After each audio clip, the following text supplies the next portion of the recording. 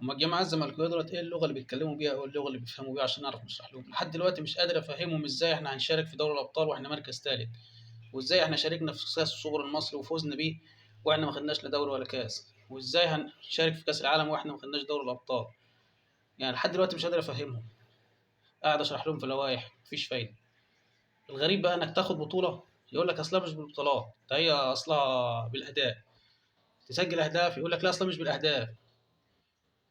في نفس الوقت هو يسجل هدف يحتفل بيه سنتين، يسجل بطولة يحتفل بيها 10 سنين، يروح يلعب لك كاس لوسيل مباراة ودية ويتغلب ويتمرمط ويتمسح بكرامته الأرض ويقول لك بطولة ورفقا بالتاريخ ورفقا بالجغرافيا ورفقا بالفلسفة، وإحنا نروح كاس عالم للأندية يقول لك بطولة يا ابني دي بطولة ودية، دي ملهاش أي 30 لازمة، وهم السنة الوحيدة اللي تأهلوا فيها لكاس العالم وما راحوش أصلا ولا لعبوا، مصدعيننا بقى لحد النهارده إن هم أول ناس يتأهلوا. طب ازاي هي بطولة ملهاش لازمة وانت فرحان انك اول واحد اتأهلت؟